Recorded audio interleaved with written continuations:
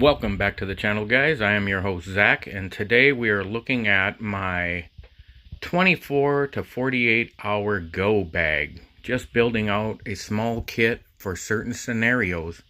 So let's crack into that today on Airborne Outdoors. Okay, guys, so we're just going to take a quick look at this kit, skim over what we got, what kind of ideas we're thinking about. Possibly to see if we can put this kit in the 511 Rush 24, or even possibly put the majority of these items in your jacket pockets or your vest or whatever you're carrying or whatever the situation may be. But I went with the Gerber Prodigy knife. So this is, I kind of think of this as your smaller, like a combat knife, you know. Got the Tonto tip, got the partial serrations, got the good rubber grip. It fits in my hand fairly well. It's a 5-inch blade. I think I can get some work done with this if I really had to. And so something that's not enormously heavy, but can still get the job done, especially in maybe a city situation, maybe an urban survival situation, where we're just heading out the door to see what's going on. We're going out. And to go along with that, just a good hank of 550 cord, 100 feet. This is some high quality, brand new 550 cord. So just for our combustion, just small too, because there's a good chance maybe we won't even want to start a fire with this kit. So I just went with that UST Strike Force. So you got your ferro rod in there and your striker, and I've got my jute twine in the end there, as I showed before. It's a great little piece of kit, super small. Could throw this in my jacket pocket along with that live fire. I showed that on one of my bug outs. Fluff that up and it just sparks up with one spark immediately. It's just burning, and tuck that under your fire lay. But again, kind of went minimalist on the fire. Threw in my little 1-inch roll of Gorilla Tape, just because it has such multifunction uses. You just never know. Gear repair especially, but first aid and stuff. Let's look at my water situation. I just went with my 40-ounce clean canteen because it's a little bigger. Get a little more water, and then it's got the little bit bigger cup, and with the grill on there. And so we're all set there. And I do have some water sources nearby here that I would drink from. The Minnesota River itself is pretty foul, but I could probably drink it with this, especially if I pre-filtered it with some of my other items we have here. And that'll get me definitely through a couple days, if not a couple weeks. Through my repair kit, I did a review on this yesterday. It's just packed full of all kinds of goodies. So if I can figure out how to leave a link, I'll leave a link to the review on this. Didn't have a ton of support for the video, but I'm still glad I made it. You know, it shows a part of the kit, so I can show people what I'm packing up. Again, lightweight, heading out the door. Maybe half this stuff in my pockets. So I just went with that little petzel headlamp. Got your little button batteries in there. Super lightweight, works great. 150 lumens, whatever. Really went tiny on this just because of what I'm thinking this kit might be for. But I did throw my JetScream whistle in there, my UST signal mirror, and my couple of little chem sticks in there. Could have their function depending on the situation. My 3-day food supply. Just basic, like this too. I showed eating this. And these are fairly old, but I did look them up, and some of them have a much longer than 5-year shelf life. And I can't really see on here when they're expired, but I know I bought these over 5 years ago, and they tasted fine. Just threw my military lensetic compass in here because it points north. It's a good sighting compass if you know how to just shoot an azimuth and, look at your map and know where you got to go. But in my scenario, it's more if I just get disoriented in the woods locally here, running around by the river, cross the river, running around, who knows what's going on, that I can reorient myself and say, hey, that way's north. Got my lanyard on there. This could be around my neck, tucked into my jacket. I mean, so far everything I've showed could fit into my jacket pockets. That water bottle's on the larger end to fit in there, but I like my larger duck hunting jacket. It's camouflage. It's what I think I might be wearing in that type of scenario, and so that would fit in there. There's my full size first aid kit.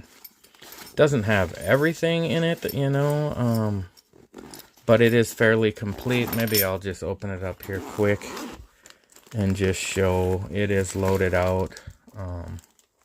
We got like some Z-Pack dressings back there and a tourniquet and some boo-boo type stuff. All our medications and salves and ointments and medical tape and scissors, and we even got some tweezers and pins and needles here and beeswax, lip balm, and anyway, it's a fairly complete first aid kit. And again, there's a video on my channel just looking at that kit. Went with my because I don't know what I'm going to be doing in this kit. You know, this kit is kind of like a running and gunning, and so I'm debating about this shelter option because this is pretty close to what we use in the military. No tent. Of course, we never made a fire. We just put our poncho up as a tent, and we got in our bivy sack, and then we had I have a wool blanket in here, but we had our poncho liner. The wool blanket's just a lot warmer for the winter environment I'm in right now. But in the summer, I could definitely switch that out and put 1 or 2 woobies in there, and they would all fit in this bag too. And then my cotton portion of the kit, I just have my full-size military schmog. Another great item. I went kind of with the green camouflage color, not knowing, you know, you lay down in the bushes and get yourself camouflage, and you pull this out and kind of drape the whole thing over your head and maybe whatever's in your hands, and you can really break up that outline to make it more difficult to spot you. And then you know, I don't put it in many of my kits because I'm new to YouTube, and this channel's new anyway. I have another one. I have another channel that's over 100,000 subscribers, but this channel's just getting started, and I'm really not wanting to talk about too many band things. But I've seen plenty of YouTube videos talking about personal defense items, and so this is the Sub 2000 by Caltech. So I have it in the 9mm with the Glock mags. I just have ball ammo in there now, but it would be all loaded up with hollow points in a environment, maybe every other one, depending on the situation. But I think this is a decent short range, building to building, house to house, room to room. It's a laser beam at 1,000 or at 100 yards, so I think it could get the job done. It's compact. It folds up. It fits in. In my go bag. But let me cut the video, and I want to kind of lay out my sleep system here, and we'll see what it looks like when we're laid out. Okay, guys. So let me just pull this thing out of here and see where we're at with the. We've got the wool blanket on the outside here.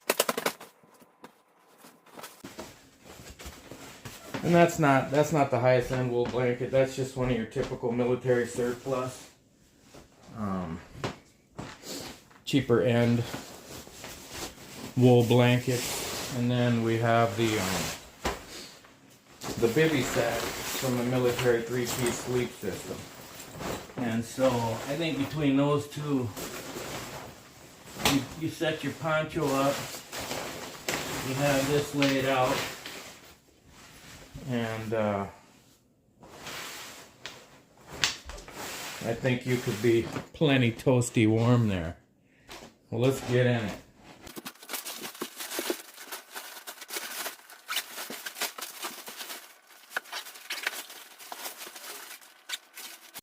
Okay, guys, then let's look at our last piece of kit, the Caltech Sub 2000. This is the 9mm Glock magazine model. It's just a small, short range, short defense, folds up quick and easy. Have it in your jacket, fits in your rucksack, and you could have the mag in there ready to roll, and you're ready to rock. So don't quit on this thing. They're tough to find. I bought this years ago for way less than what they're going for now, but very glad I did. Decent little option. Of course, I'd have my sidearm on me, but I just wanted to show my main close defense system for just a little go bag. So that wraps it up, guys. We got it all fit back into the 511 Tactical Rush 24 backpack fairly easily. Don't even have anything in those front two pockets. Don't have anything in those side two pockets. Put all the smaller items in that front admin pouch. The food, the knife, the cordage, the fire starter, all that stuff fit in the front. And then the main pouch, I just put the sleep system and the defense system. But if you watched my video on just building a small survival tin and kind of working your way up from an Altoids tin to a larger, like Adventure Medical Kits tin, those are the kind of tins I'm talking about. That, you see, there is nothing really tiny in this kit, and it would be the kind of kit that I got it all built out, and then I say, hey, why don't we just throw that Altoids tin in there, and it'd fit right in the top there. And we got just a little bit of everything that can fit into such a small kit. But hope you liked it, guys. I didn't look at my channel yet, but I know I'm just at about 400 subscribers. Maybe with this video we can go over the top. And so I hope you will support me, your paratrooper brother, your stroke survivor, your friend in the outdoors, Airborne Outdoors. Like, share, subscribe, hit that notification bell. And stick around for more, guys. I love making these kits. These builds are fun. If this is your kind of your kind of interest, this is a lot of what we do here. And we get outside and do some things when it's not the holiday season too. So I'm looking to get outside and make another video, a little mini bug out again too, for my third attempt. And we're trying to just get better and better at our skill set there. So thank you so much for watching, guys, and I will see you again on Airborne Outdoors.